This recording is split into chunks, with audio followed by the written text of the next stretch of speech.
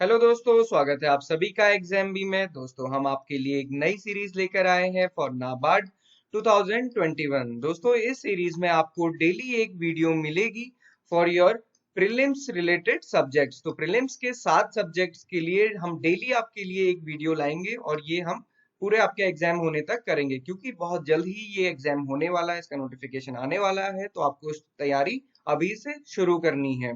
तो दोस्तों, इसी सीरीज में आज हम स्टार्ट करेंगे from agri and rural development. Agri and rural development बहुत इंपॉर्टेंट टॉपिक होता है, क्योंकि यही डिफरेंस बनाता है आप में और बाकी स्टूडेंट्स में।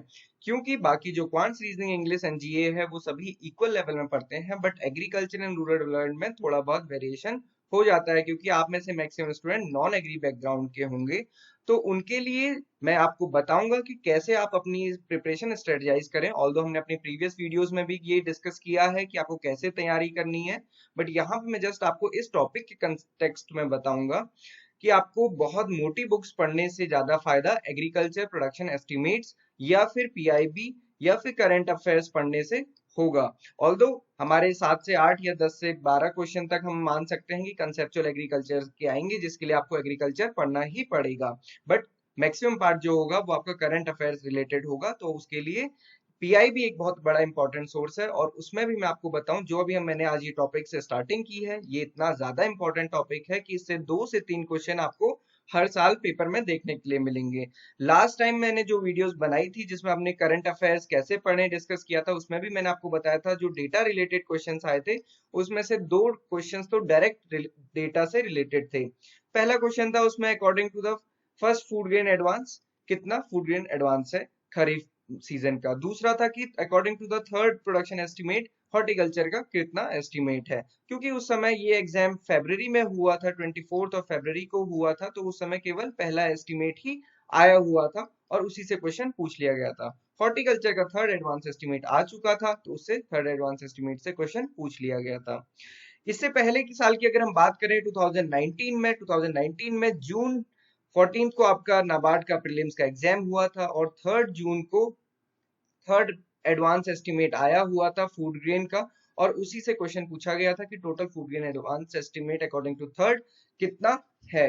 तो दोस्तों, ये आप देख सकते हो कि एग्रीकल्चर प्रोडक्शन एस्टिमेट से क्वेश्चन आपके आते ही आते हैं। तो अगर आप इसको छोड़ के जाते हो तो आप अपना बहुत बड़ा नुकसान कराते हो। आज की सीरीज इसी टॉपिक से स्टार्ट करने का मकसद ही यही है कि आप ऐसे टॉपिक्स पढ़ के जाएं जिससे क्वेश्चंस ज्यादा से ज्यादा आए हों। तो दोस्तों, आइए स्टार्ट करते हैं। तो मैंने जैसे आपको लास्ट वीडियो में भी बताया था कि question related to the production estimate हमारे आते हैं। तो पिछली बार देखिए, मैंने अभी आपको बताया कि थर्ड एडवांस एस्टिमेट हॉर्टिकल्चर से पूछा गया था, क्योंकि इसके बाद ही फर्स्ट एडवांस एस्टिमेट आता है, तो एक साल पीछे का पूछा गया था। और सिमिलरली फूड ग्रेन प्रोडक्शन का पूछा गया था, क्योंकि एक ही एडवांस एस्टिमेट आया था और वो भी सिर्फ खरीफ क्रॉप का, क्योंकि रबी तो फरवरी के मंथ तक होती भी नहीं है, फरवरी में पहला एडवांस एस्टिमेट आता है। तो आपसे फर्स्ट का ही पूछा गया था, वो भी खरीफ का। तो आप देख सकते हो कि यहाँ से हमें पता चल रहा है कि लेटेस्ट पूछा गया है। दोस्तों, यहाँ पे आपके लिए ना 2 चीज इंपॉर्टेंट है प्रोडक्शन एस्टिमेट पढ़ने के लिए। एक तो आपको इसमें क्या पढ़ना है ये इंपॉर्टेंट है, और दूसरा सबसे बड़ी चीज इंपॉर्टेंट है कि कब पढ़ना है। तो सबसे बड़ी इंपॉर्टेंट चीज है कि आप तो लेटेस्ट पढ़ के जाएं, जब भी आपका एग्जाम हो उससे पहले जो भी लेटेस्ट एस्टिमेट आया है वो आप पढ़ के जाएं। इसमें बहुत ज्यादा कोई टाइम नहीं लगता है, आपको कुछ ही डेटा याद करने हैं, सारे डेटा नहीं याद करने हैं। तो आइए स्टार्ट करते हैं हमारा अभी के latest food grain production data से। अभी सेकंड एडवांस एस्टिमेट आ चुका है, और ये कब आया था, 24 ऑफ फरवरी 2021 को। तो आप ये देख सकते हो कि अभी मई का मंथ चल रहा है, और मैंने जैसे आपको पहले ही बताया है कि जून के महीने में थर्ड एडवांस एस्टिमेट हमारा आता है। तो अगर आपका एग्जाम इसके बाद होगा तो आपको उसके डेटा याद करने होंगे। उसके डेटा में क्या याद करना है, कुछ ही इंपॉर्टेंट थिंग्स होती हैं जो आपको याद रखनी है, इंपॉर्टेंट डेटा जो आपको याद रखना है। एक तो फूड ग्रेन प्रोडक्शन हमारा कितना है, और अगर आप थोड़ा बहुत देख सकें राइस और व्हीट का। ऑल्दो क्योंकि जब कंप्लीट फूड ग्रेन प्रोडक्शन आ जाता है तो ऐसे कोई पर्टिकुलर क्रॉप का डेटा नहीं पूछा जाता है। इससे रिलेटेड क्वेश्चन ऐसे पूछे जा सकते हैं कि किस स्टेट में मैक्सिमम प्रोडक्शन होता है, तो वो जब पूरा फाइनल एस्टिमेट आ जाता है, इकोनॉमिक्स एंड स्टैटिक्स आ जाती है, उसके बाद ही बताया जा सकता है। तो फूड ग्रेन प्रोडक्शन से में अभी 303.34 मिलियन टन है। सिमिलरली आप देख सकते हो कि पल्सेस में भी हमारा 24.42 मिलियन टन है। यहाँ पे ये जो रिकॉर्ड लिखा है इसका मतलब ये है कि ये अभी तक हमने फर्स्ट टाइम अचीव किया है, इससे ऊपर हम अभी तक नहीं गए हैं। तो जैसे मैंने अभी आपको बताया कि लास्ट ईयर का हमारा फूड ग्रेन प्रोडक्शन डेटा कितना था, 297.50। तो अभी हम कितने में पहुंच गए, 303.34 मिलियन टन में। तो हमारे लिए ये अचीवमेंट है। ये अचीवमेंट किसकी बदौलत है? हमारे फार्मर्स प्लस हमारे साइंटिस्ट की बदौलत की ये इन्होंने अच्छी वेराइटीज, अच्छी टेक्निक्स डेवलप करी, जिनको फार्मर्स ने अपना के मेहनत करके ये हमें इस मुकाम तक लेकर आए कि आज हम फूड ग्रेन सेल्फ सफिशिएंट हैं। तो दोस्तों ये डेटा आपके लिए इंपॉर्टेंट है। अब हम आते हैं हॉर्टिकल्चर क्रॉप्स के डेटा पे। तो अभी हमारा फर्स्ट एडवांस एस्टिमेट आया है, वो भी कब आया आप ये देख सकते हो कि 8 ऑफ मार्च 2021 में। तो मार्च में इसका फर्स्ट एडवांस एस्टिमेट आता है और प्रीवियस ईयर का अराउंड थर्ड एडवांस एस्टिमेट आ गया होता है उस टाइम तक, या फिर फाइनल एस्टिमेट इस टाइम पे आता है। इसीलिए जो लास्ट टाइम एग्जाम हुआ था फरवरी 2020 में, और वो भी 24 को, तो उसमें थर्ड एडवांस एस्टिमेट से क्वेश्चन पूछे गए थे। लास्ट टाइम क्वेश्चन इसी से पूछा गया था 2018-19 में, हमारा कितना हॉर्टिकल्चर प्रोडक्शन रहा है। उसके बाद आप देखोगे तो ये अराउंड 320.77 मिलियन टन रहा, और अभी जो एट प्रेजेंट है लेटेस्ट वो 326.58 मिलियन टन है। आप ये देखोगे कि ये जो इंक्रीज हो रहा है इसमें मेन जो कंट्रीब्यूटर है वो कौन सी क्रॉप है, तो आपको देखने से पता चलेगा कि अनियन और पोटैटो इसमें टॉप कंट्रीब्यूटर है। तो उसमें अगर आप देखोगे कि अनियन का प्रोडक्शन लास्ट ईयर था 26.09 मिलियन टन, इस बार भी है 26.29 मिलियन टन। ऑल्दो अनियन में इस बार इतना इंक्रीज नहीं है क्योंकि अभी अनियन का हार्वेस्टिंग चल रही है। सेकंड एडवांस एस्टिमेट तक हमें कुछ ज्यादा क्लियर पिक्चर पता चलेगी।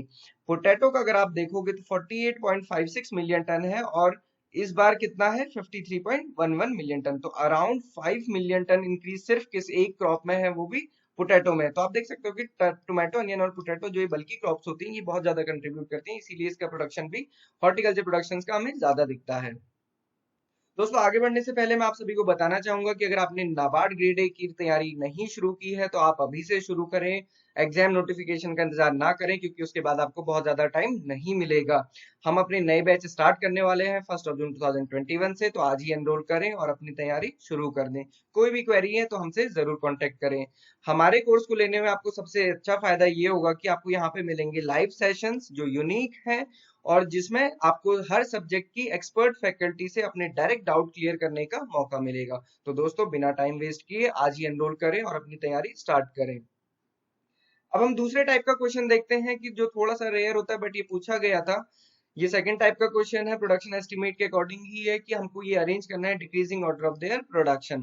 तो यहाँ पे अब ये दो तरीके से आप इसको कवर कर सकते हो। एक तो नॉर्मल देखो, आप पूछा भी क्या गया है हॉर्टिकल्चर क्रॉप्स के बारे में। हॉर्टिकल्चर क्रॉप्स को decreasing order of production data में लगाना है।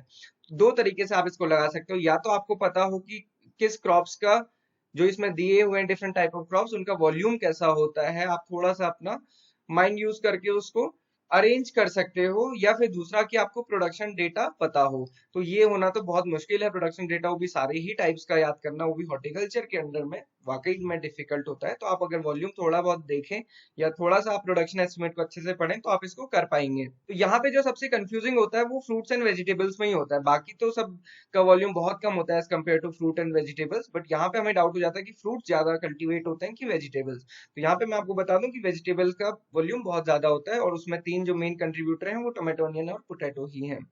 तो यहाँ पे सबसे पहले वेजिटेबल्स आता है, देन आता है फ्रूट्स, थर्ड नंबर पे आती है हमारी प्लांटेशन क्रॉप्स, फोर्थ नंबर पे आते हैं स्पाइसेस, फिफ्थ नंबर पे आते हैं फ्लावर्स, सिक्स नंबर पे आते हैं एरोमेटिक एंड मेडिसिनल प्लांट्स। हमें ये डाउट होता है कई बार कि फ्लावर्स भी तो ज्यादा प्रोड्यूस होते हैं as compare to spices, but ये नहीं सही है। अगर आप फ्लावर प्रोडक्शन देखोगे, चाहे वो कट फ्लावर है चाहे वो लूज फ्लावर है, दोनों का ही प्रोडक्शन स्पाइसेस से बहुत कम होता है।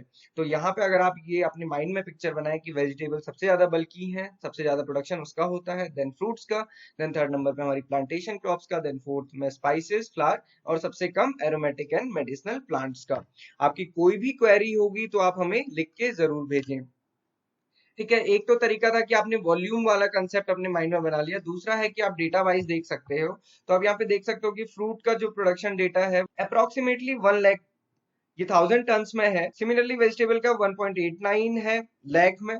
और आप उसके बाद प्लांटेशन क्रॉप का देखोगे तो 16,000 है, देन एरोमेटिक एंड मेडिसिनल का 761 है, फ्लावर्स में कट और लूज दोनों का ही मिला के अराउंड 3000 है, एंड देन स्पाइसेस हमारी 9754 है। तो आप यहाँ पे भी देख सकते हो, अगर आप यहाँ पे अरेंज करना चाहो तो सबसे ज्यादा किसका प्रोडक्शन है, वेजिटेबल्स का, देन किसका है, फ्रूट्स का, देन तीसरे नंबर पे हमारी प्लांटेशन क्रॉप है 16,000।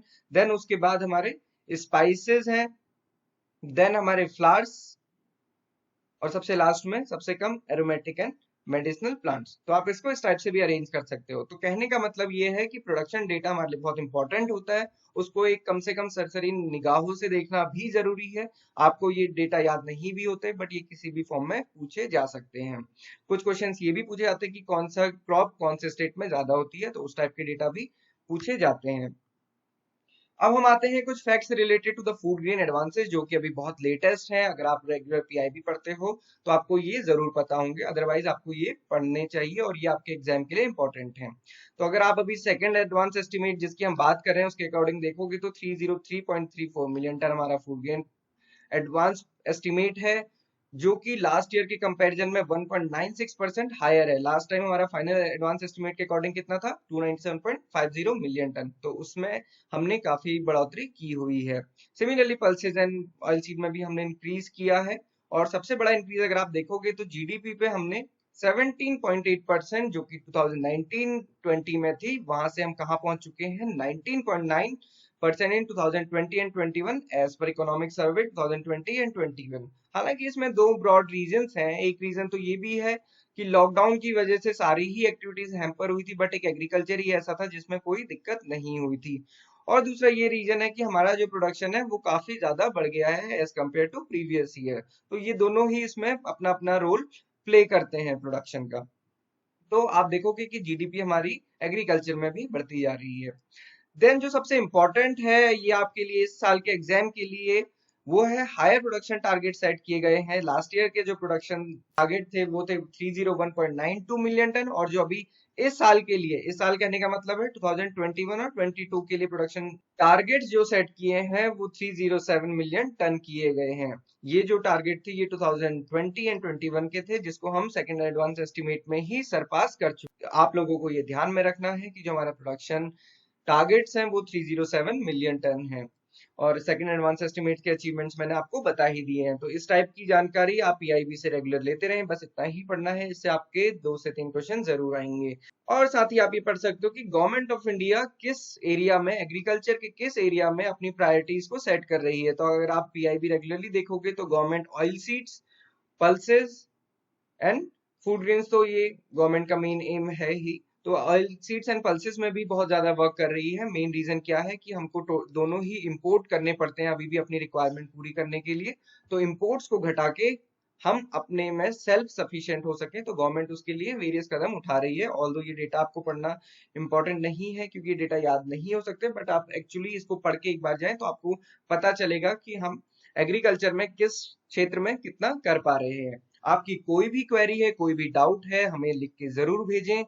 हमारे एग्री बी चैनल को लाइक एंड सब्सक्राइब जरूर करें, वहां आपको एग्री कंसेप्ट से रिलेटेड वीडियोस रेगुलरली मिलती रहती हैं, जो कि आपके एग्रीकल्चर कंसेप्ट्स को बनाने में आपकी मदद करेंगे। साथ ही आप, अगर आपने नाबार्ड की कोर्स को अभी तक नहीं एनरोल किया है तो आप उसको जरूर एनरोल करें, अपनी तैयारी अभी से शुरू करें। नोटिफिकेशन का इंतजार नहीं ना करें, क्योंकि नोटिफिकेशन आने के बाद आपको टाइम नहीं मिलेगा। So thank you for watching and have a good day ahead.